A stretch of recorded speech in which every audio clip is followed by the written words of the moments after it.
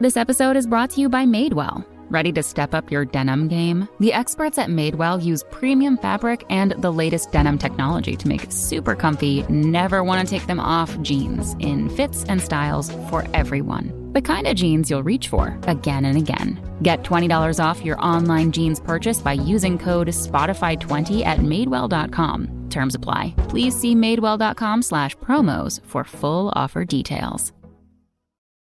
You know, upgrading your brakes probably one of the best and easiest things to do. And we're all about that Z23 Evolution Sport Brake Upgrade Kit from our friends at PowerStop. Now, this is recommended for cars, trucks, and SUVs. This kit comes with every single thing you need, from the pads, the rotors, the calipers, and all the necessary hardware to upgrade your brakes affordably and easily. So take full advantage of summer. You got road trips, you got commutes, you got friends, family, heading to and from all the fun spots. Get it done today with our friends at PowerStop. If you're going to do an upgrade, do it right with carbon fiber ceramic brake pads. And this is going to keep brake dust and noise to a minimum while providing performance-stopping power. Now, the rotors, drilled, slotted, and plated. And that's going to keep temperatures down even on long mountain descents and going to wipe away debris. Now, head to powerstop.com and use our brake finder to match a brake upgrade kit for your vehicle. It is the Two Guys Garage Podcast. He is Kevin Bird. I, Willie B, is presented by CarParts.com. And man, doesn't get any better than this today because we got the man behind CarParts.com join us here on the podcast. And now a lot of people just know them as kind of like a great resource to find parts. Get them delivered right to your back door, shop door, front door, wherever. And as long as you're not a dum-dum and you know the year, make, and model, you can pretty much figure it out. It really is. That mobile experience is simple and easy. I've used them a lot. I do a program called Cars for Christmas, and Kevin, we talked before about this on the podcast. I buy cars. I've got probably 25, 30 of them right now. Plan to buy probably another 20, 25, and I give cars away to needy families around Christmas time, which is one of the things I've done now for 15, 18 years. Well, man, I was overwhelmed with relief when we partnered up with these guys because, man, they really do make getting those parts a lot easier, and that whole mechanism that's become in the last number of years somewhat challenging, to say the least. Well, I tell you, man, if there's anybody on this planet that I know that knows about, having to order a bunch of different parts for a bunch of different cars, that's you, right? Yeah. I mean, just walk us through it. Like, that's 50. That's 50. What's your record so far? Number of cars? I gave away 2 years ago. Last year during the pandemic, I could only afford about 34 cars. The year before that, I gave away 74. So that's the record. And the year before that, I gave away 70. So, Yeah. So try to manage as a single dude with a couple friends trying to help you out, trying to move 70 some cars through your home garage, right? So you know what it means to have to be going to the parts store for this and keep track of it all. So when you talk about making things simple, easy, and I know you're talking about value too, because, right, you can't be just spending your whole bank, as awesome it is to help other people, at some point you got to think about, what it's doing to your bottom line. So I'd say you're kind of, my local expert on. I don't know why. Maybe it's the guy behind the counter doesn't focus and he's too busy texting his girlfriend or whatever the deal is. But in the last number of years, using a local car part, place as the resource has gotten really difficult because, maybe it's because so many cars use different varying parts and different makes and models depending on where it came from, this, that, the other. But we're always getting the wrong part. We're always having to roll back to get the wrong part. And that's why I was super excited to find these guys because, at the same time, nowadays, a lot of the times you're not able to get the part. They're like, I got to get it, it'll be tomorrow, the next day by 2 or 3 in the afternoon, blah, blah, blah, blah. So at the same time, you can just go online, right? Carparts.com. You do, the year, make, and model. You do the search, you drop in the part, and man, they have all kinds to choose from. They have the really high-end stuff. They have, pictures of it. They have everything you basically need right there to get it dropped right to your back door, which makes it just a hell of a lot easier. Just massive amount easier. We got the man behind it because on the front side, we see parts. They come to our door, great quality stuff, and it makes it nice and simple. We save some money. On the back side, there's a giant industry, right? There's a whole aftermarket because these guys have everything from collision, mechanical, maintenance stuff, accessories. Right? They're having to sort of, let's say, chase the newest technology, the newest vehicles, what the OEMs are doing. They got to be prepared with these parts when we need them, right? There's all kinds of, I'm sure behind the scenes on, we're talking about shortages of all kinds of things from chips to build new cars. Oh, man. Steel prices are crazy. So, I mean, there's a million things that we don't think about going behind the scenes. And like I said, just chasing what the new technology is in vehicles, what it means for us a few years down the road. How do we repair them, either from a professional shop, from the DIY perspective.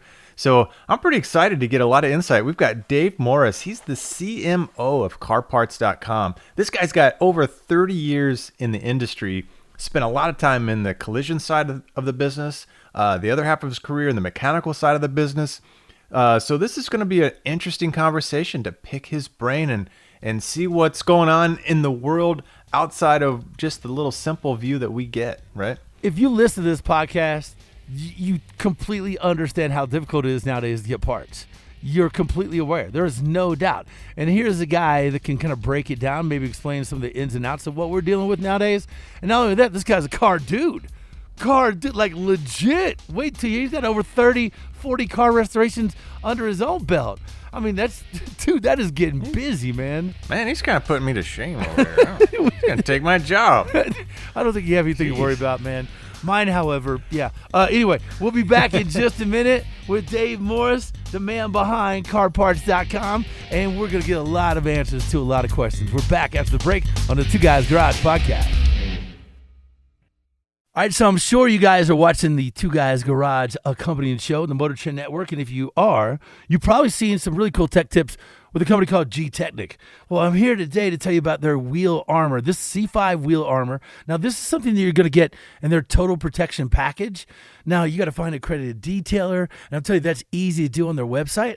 But look, this is something that you can do that provides all kinds of protection for your wheels right in your own garage. Yeah, for the DIY guy as well. So this is going to help you keep your wheels clean, whether it's right now or into the future. It's like wrapping your wheel in a bulletproof vest. You said that, man. Bulletproof vest. It protects against brake dust, road grime, salt, blood of your enemies. Anything your wheels go through, it's got protection.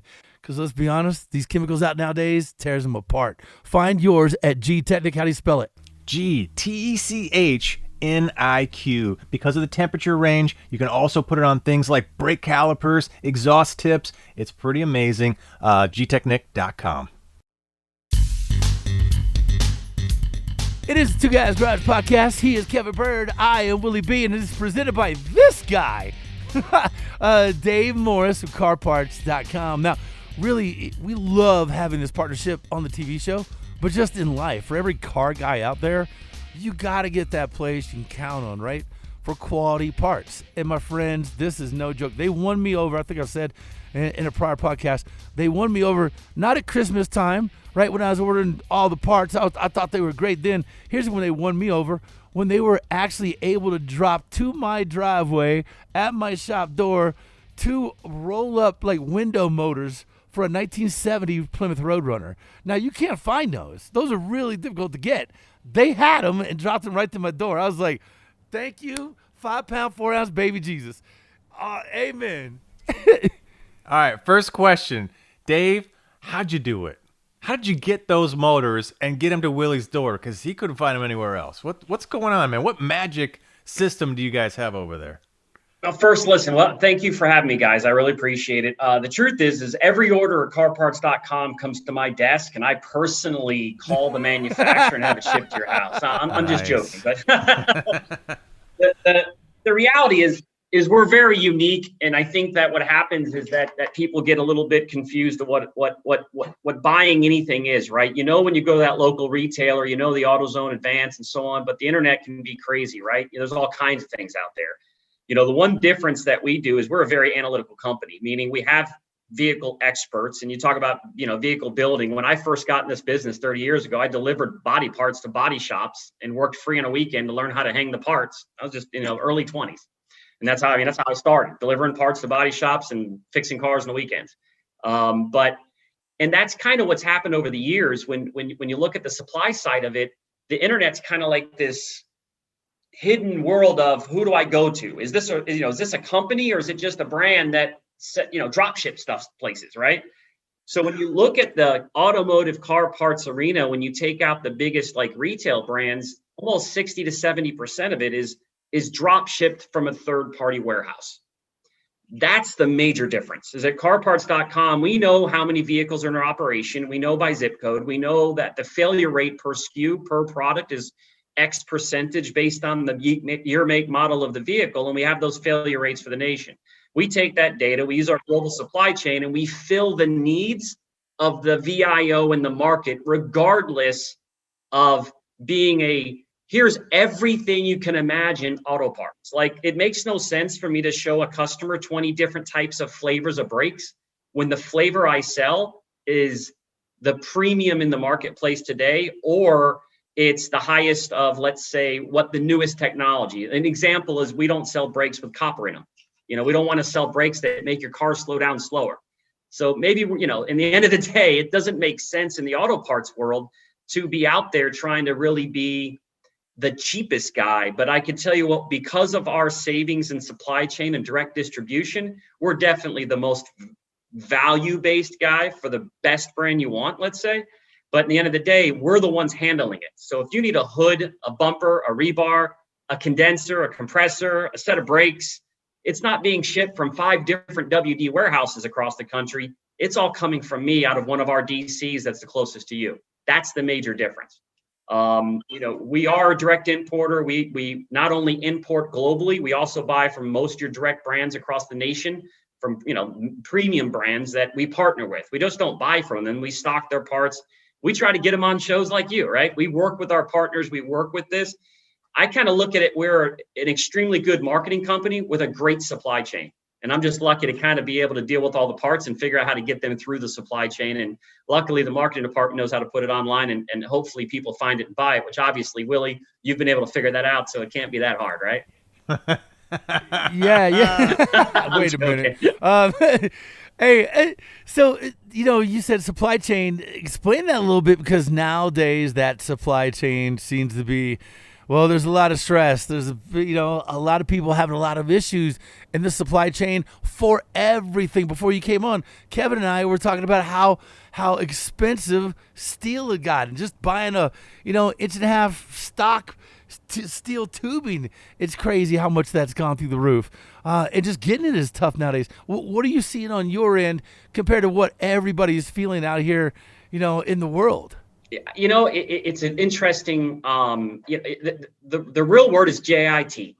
That's what it is. It's JIT. So about 30 years ago, our country started the down the road of just-in-time inventory supply chain. Yeah, like he's saying, it means that you're trying to have as little inventory as possible, and everything shows up from wherever you're getting it from just in time for you to ship it to somebody else. But that means there's very little supply there for a situation like this. So how are you guys handling that? Well, I guess we're lucky. If I come from a very, very big retailer and service organization in my past as well. And, if I wanted to change a supplier, it's a 9-month to 12-month ordeal.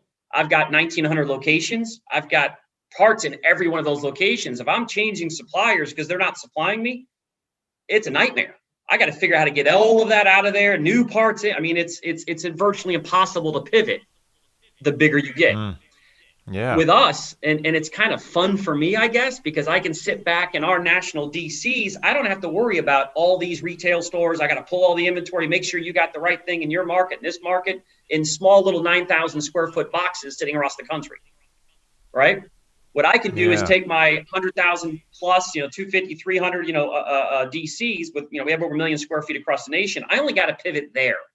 So believe it or not, when COVID started, I was in China and in Asia the day before they shut it down and flew back to America, working with my manufacturers, trying to figure out what the next 6 months is going to be in supply. We made a lot of pivots. I moved products from Asia to South America, to Europe, to America if I can. The reality is that, I hate to say it, but we don't have a manufacturing base in a lot of cases to supply these parts. And It just exists, right? So 96% of every brake rotor in America is made in Asia. So that supply chain inefficiency, because we've allowed that to happen over the years, we've never kind of built the infrastructure ourselves to be that. We're busy making more expensive things. Computer chips, which we're lacking right now, right? We're good at that. Obviously, we're not making those. Yeah. On that note, so from the supply chain side, you've got the raw materials and you got every step in between getting it into a box to get to us. What are you seeing as some of the biggest hurdles, like chips? I'm talking to my neighbor here earlier today, and he works at one of the plants I'm up here in Detroit, and they got sent home because they didn't have enough chips to build new cars. So, that's got to be in the same kind of wheelhouse, with building supplies for the aftermarket. So, what do you see as some of the big gaps in the supply chain coming down the road? What should we be expecting here in the next 6 months? And then do you see light at the end of the tunnel? Is this just a little blip and everything's just got to get turned back on and we go, or is this sort of a long-term kind of problem? It's a great question. I think it's a little bit of both. I think if you think and talk about the automotive supply chain and who drives the revenue, it's do it for me, right? It's shops. There's 270,000 independent shops across the country. That's who drives the major volume. It's a $300 billion business in America, aftermarket auto parts. Now, the retail side of that is, 10 to, I think it's 25, 30% of the overall market, right? So when you take a look at 2020 with COVID, the shops themselves for 3 to 4 months pretty much shut down or slowed down. Their supply comes from a warehouse distributor somewhere who all business went down last year. I think the market net numbers is anywhere from 20 to 40% decrease in commercial business last year. So all those commercial suppliers with all these warehouses across the country reduced their purchasing based on JIT because their sales came down. Well, retail went up. We had a spike of retail, other retailers had a spike. So at the same time, we purchased that demand that the installer WD market had slowed down on. So come to where you come into 2021, the first quarter of this year, everybody's like, holy crap, there's a vaccination. I got to get these parts in. And then it became a tripling effect, right? It became, there's a shortage of raw material. There's a shortage of containers. There's a container stuck in the Panama Canal, right? All of these things are like, trailing effects. And I've always said, since I've been in this business, he who has all the parts probably going to win. And as, in charge of merchandising, my job is part of my job is forecasting, creating the right brands to partner with that's going to have the best supply chain that can supply me. We're not sitting at the table with suppliers talking about how can I supply cheaper parts to my customers. It's how can I supply the best premium product at the most value position possible. And that's really all supply chain savings costs. So when you think about the traditional supply of auto parts, it's 5 steps. It comes from the manufacturer to a national DC, that goes to a satellite DC, that goes to a local store, that goes to a shop or a consumer. All of our product comes from the direct source that goes to our stock, not just the brand, the factory in some cases behind the brand. In my past, I worked with a lot of these factories across, the globe, dealing with, the same type of supply chain, but a lot more complicated. I had all those national DCs and satellite DCs, and I had to figure out how to get all of it. Truthfully, don't tell my boss this, but dealing in this environment on a national basis, the way we do it, honestly, it's a little easier. It's a lot easier for me to pivot in that supply and demand. And what we did is we started going through all of the numbers, and probably in the first quarter of last year, as supply was running down from direct, we started sucking up domestic supply because we knew it would run out. And that's kind of where we're sitting today. We're sitting pretty from an inventory position. We're very happy. We pivoted at the right times, and we'll continue to keep our comps right because we have the right parts for what people want, and obviously at the right price and on-time delivery. So what I'm hearing is, if you need some car parts and you can't find them, you guys got them, so you know where to go. Well, they're the ones that bought them all. Smart on his part. Man, I like these guys. We did open 2 DCs last year, and we had to put parts in them. Yeah. Okay. So for the most part then, anybody that's expecting to, repair their car, get parts, etc., they're not going to be feeling as much of the pain, like going through carparts.com specifically, like they might be elsewhere in the, in the global environment here, the global market? If the good thing about us is if you go to our website and you see it, it's in stock. It shows you.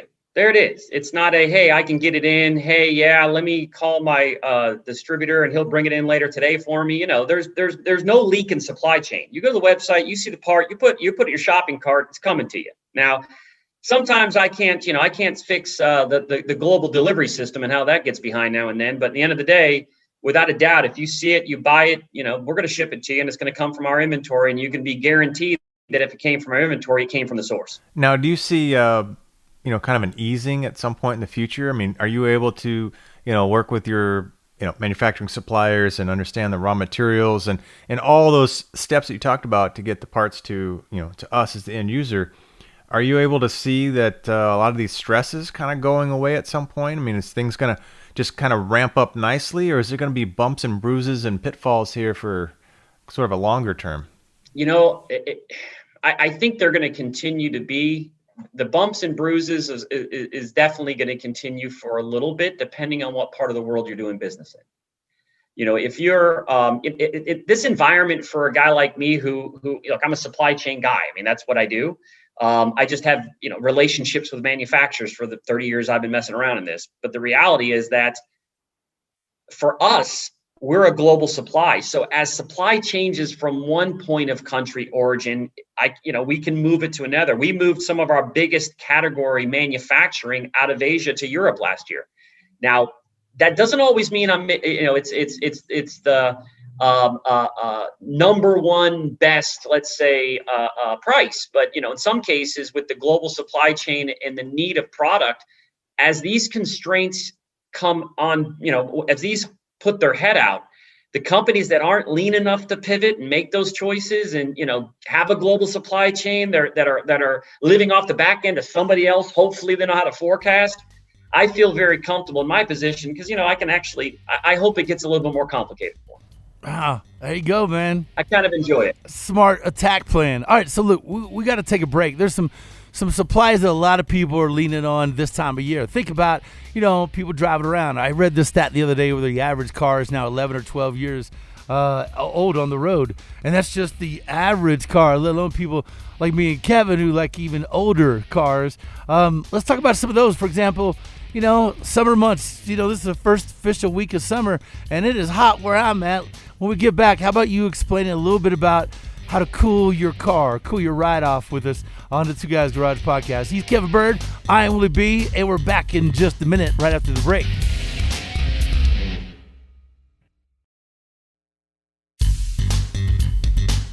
It is the Two Guys Garage Podcast. He is Kevin Bird. I am Willie B. It's presented by CarParts.com, the man with CarParts.com. He joins us now on the podcast. Dave Morris, you got to explain a little bit. You kept referring on the first half of the program about your relationships and how you've been in this for 30 plus years. You guys, we found out a little bit more about Dave. When I say he's a legit car guy, trust me, he is. But it's those relationships, that supply chain, and the fact that, like you said, you can really change up the game and where you're getting things from, where you're getting things to, and how that arrangement priorities really come down the pipe. You're definitely a man of many talents when it comes to that. Logistics, I should say. Without a doubt, yeah. Supply chain is 90% of the game when it comes to having the products. Look, no one's going to stop making stuff. You just got to figure out how to get it there when people need it. Yeah. Well, I figure, we're in this weird time because we're thinking about everybody around us. The vaccinations are here. We can get back to work. We can kind of crank things up. We can go back to restaurants. We can do a lot of things that maybe we haven't been able to do for, the last year. But a lot of the rest of the world might still be under lockdowns and, huge pandemic type events because, we were kind of one of the first ones to be able to get vaccinations and out so fast. So we're kind of ahead of the rest of the world wondering, well, where are you guys? Well, I imagine there's a certain amount of time where they got to kind of catch up with getting vaccines and getting past this thing to be able to kind of crank up that machinery. So definitely some weird times. Now, Willie was talking about, going into the break with summer coming up. and just the heat. I know my wife's AC just went out, locked up the compressor, the belt started to squeal. So that's one of my big jobs coming up, is fixing my AC system, or her AC system. So give us some pointers, man. What's coming down the road? I know there's some changes in how systems are designed. What can we expect coming down from the future here? We're in air conditioning systems right now, in the last 10, 15 years, technology's changed a lot, but it's the same names, right? The naming, the parts are the same, right? An air conditioning system has a compressor, a condenser, an orifice tube, a receiver dryer, and an expansion valve, right? That's the system. Now, any of those items can fail. You also have a blower that is in the back end blowing the air. You also have a fan that cools your condenser. Any of these things can fail, and they can all of them can fail. And if one of them fail, it normally becomes a domino. It starts putting pressure on other things, which makes other things fail. So, if I was giving a suggestion to anybody in changes is, if your car's at least the last 5 years and you're not going to do it yourself, but you're going to have somebody else do it, I would replace the system. I would not, if the shop says, hey, your compressor's bad, I can change it for this. Well, the reality is the new systems, if your compressor's bad, your condenser more than likely was the first filter of all the junk sitting in your system. And in today's technology, you can no longer flush that system, right? The condenser and those things can't be flushed. So it's probably important for the longevity of your vehicle to make sure you replace those other ancillary items, which, believe it or not, don't cost a tremendous amount more in the whole scheme of things or product. They all have to be touched when you replace any piece of the system, because you got to flush it, you got to redo it. And the other suggestion, I would make for yourself is when you're buying or choosing a compressor, this is really important, is make sure it's preloaded with the correct viscosity of PAG oil. Right. Big thing that people don't think, right? You buy a compressor, it's a Reman one or something like that. Well, it's got no oil in it. The viscosity of the PAG oil that you put into that compressor is going to be very important, because the oil is what pushes the coolant through the system. That's how it works. Every compressor we sell, believe it or not, through the brand GPD that we supply, it's preloaded with the correct PAG oil for the year, make, model of that compressor and vehicle. So it comes sealed and loaded. So you don't have to guess. You don't have to think about it. It's made for a DIY customer to get it, put it in. Don't think about that. Put your system in, flush it, replace the pieces, and move on. But, obviously shops like that as well. They just might charge for the oil. That's all. Yeah, don't spill it out. Yeah. Right. But I was going to say, not everybody does that, right? Not everybody drops it like that, correct? No. We're as a matter of fact, we're the only ones. But it's hard to educate consumers that we've made that extra choice, with myself, being in this business a long time and knowing what fails, the number one thing that fails all these systems is lubricant. I mean, that's the number one thing, right? Is causes from heat from friction. The lubricant keeps the friction from getting hotter, right?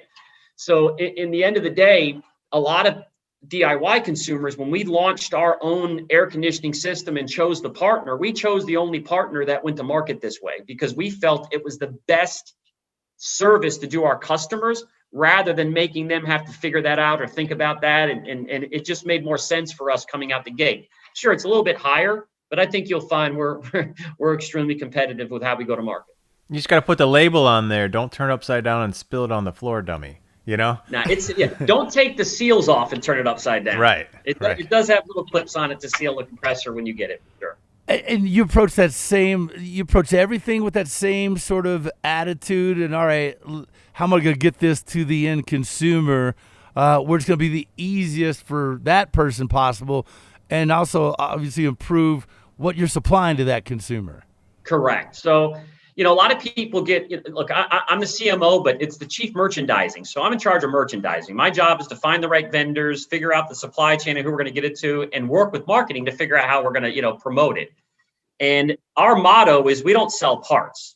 You go to AutoZone, Advance, or any auto parts store in the country, they sell parts. We sell jobs. Very different position to be in. I don't want to sell you parts. I want to sell you the parts you need for the job, so that you're not running back to the shop every 10 minutes because you forgot to buy the brake sensors when you brought your brake pads. Yeah, and I tell you what, we all love to get, the best deal, the cheapest price, but you said it a couple times, it's about value. and you can get great value at a great price. But there's value in some of these extra steps and extra thought processes, et cetera.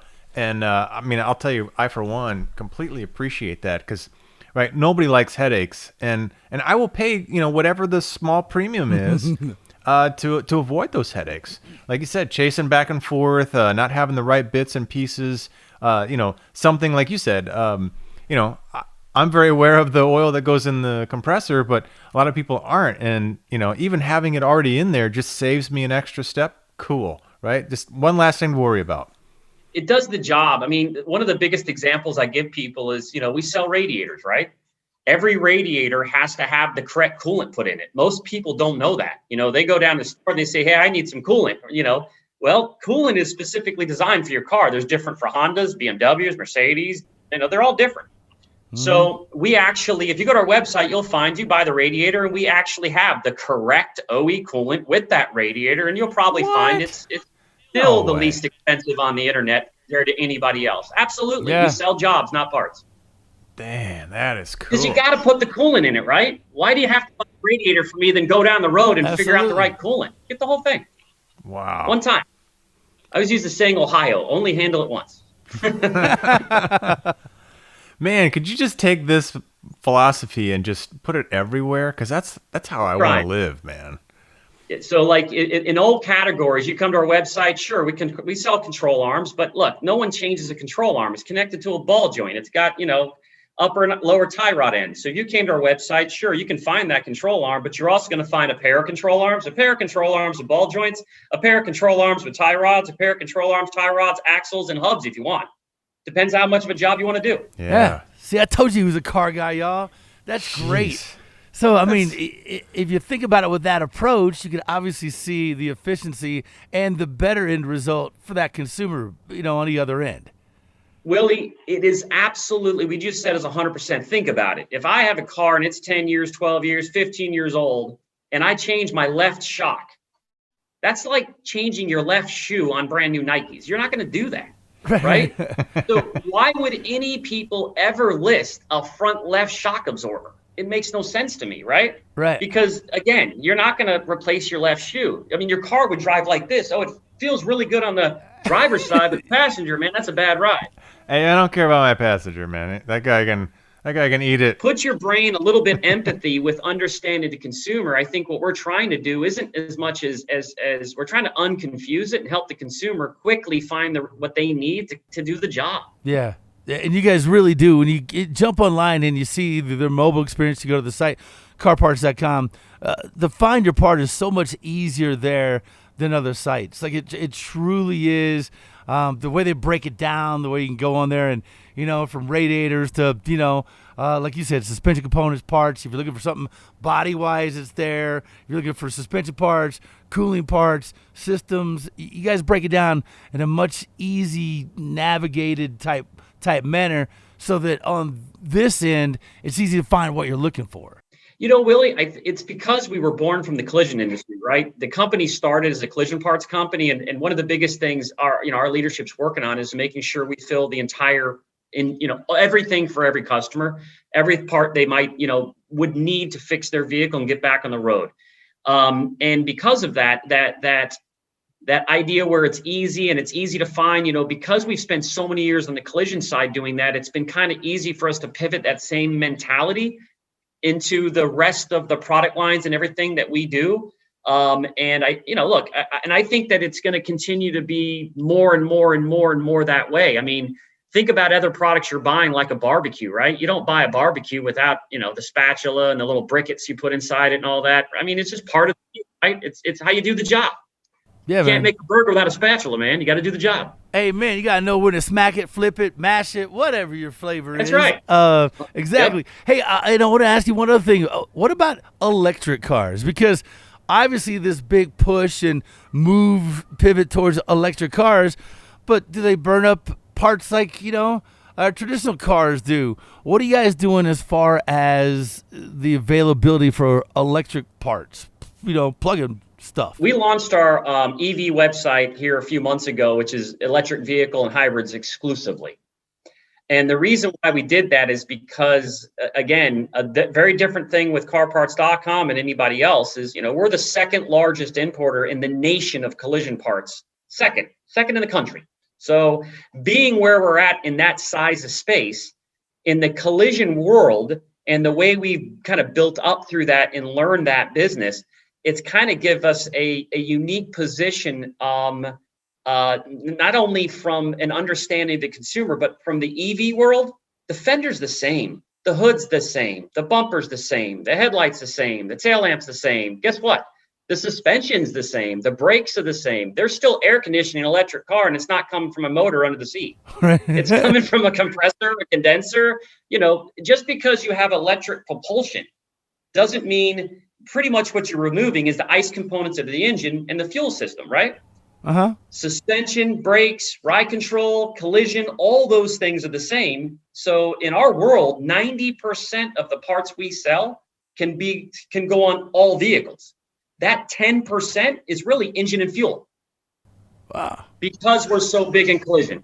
Yeah, of that 10%, right? Because it's going to be sort of a new thing for most of us. We're thinking about, changing our Fiat belt, accessory drive belts. We're thinking about, water pumps leak, all these kind of things from, our gasoline world, fuel pumps, fuel filters, etc. So in the electric space, and we probably don't have enough years to know for sure, but what are you expecting as, kind of high change parts, high wear parts? Because electric motor and driveline are so much more simple than traditional gas or diesel engine.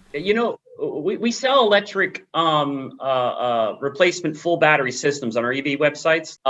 So the hybrid systems as well as far as full electric systems for as a replacement product. So when you look at that system in replacement, that's a job. It's not easy. It's also a dangerous job, but it can be done. And we do sell the parts, and we actually do very well with that. The truth is that the high wear items in an electric vehicle,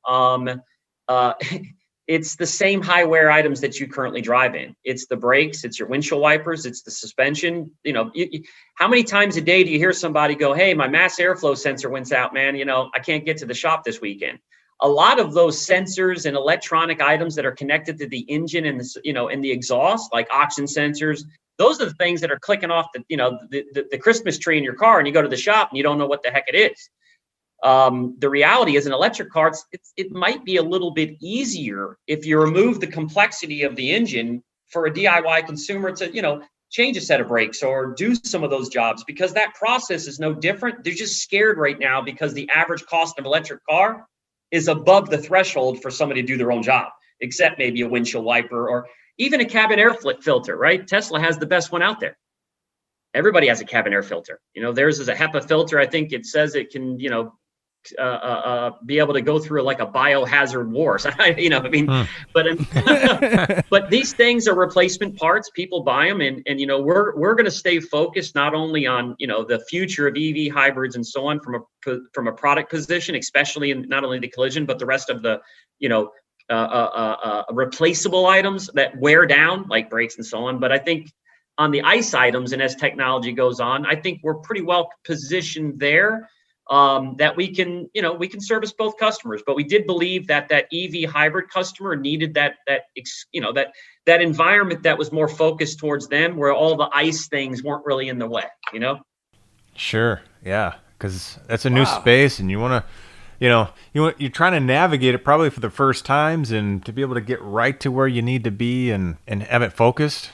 Yeah. And we also gives us a little bit of extra opportunities too. There's all kinds of things in the future coming out from a technology point of view for EVs and hybrids. I mean, I think you guys will see very soon where the charging at home system over the next few years will become extremely competitive at price. As you have more charging, those systems will become affordable. Solar systems to charge at home. Same thing with your, with a cell phone, right? I mean, the first cell phone I bought was like $1,400, and it was as big as a golf bag. So eventually that'll happen with us too as time goes on, Yeah, for sure. Yeah. Interesting. Yeah, man. Stuff. God, we're unfortunately we're out of time, but we know exactly where to find you. We'll have to have you back on because logistics is such a critical part of, the behind the scenes stuff. People probably don't put as much thought into it as they should, but you're a man of many talents when it comes to that. You don't think about it until you can't get it. Yeah. And you don't understand why. Yeah, you can't think about it until you're buying toilet paper. Then everybody's a supply chain expert. Yeah, exactly. All right, man. Well, look, obviously, we know where to find you, carparts.com. Man, and hey, we thank you on a side note just for being a great partner for our show and our podcast. Thank you, guys. Absolutely. Yeah, man. Carparts.com. Simple, easy. And again, thanks to our guest, Dave Morris. Carparts.com. He is Kevin Bird. I am Willie B. Do not forget about our TV show airing weekends on the Motor Trend Network. Check your local listings. Also now streaming on Motor Trend On Demand. Yeah, and don't forget to check out our website because, we've got one too, twoguysgarage.com. We've got tons of great content down there. And we're on social. Everywhere, Facebook, Instagram, and Twitter at Two Guys Garage. The Two Guys Garage podcast, it's copyrighted 2021, Britain Productions Incorporated, all rights reserved. There you go, man. Hey, Dave, thanks so much for your time, man. Thanks, guys. Thanks a lot. Appreciate it. Man, fascinating going behind the curtain. Wow. We just thought it was a big warehouse. And we didn't get complicated, so that was good. Well, there you go, man. An inside look from behind the curtain. We'll catch y'all on the next Two Guys Garage podcast. We'll see you guys. Two Guys Garage Podcast is a production of Britain Productions. For more episodes, visit iHeartRadio, Apple Podcasts, Google Podcasts, Stitcher, Spotify, or wherever you listen to your favorite shows.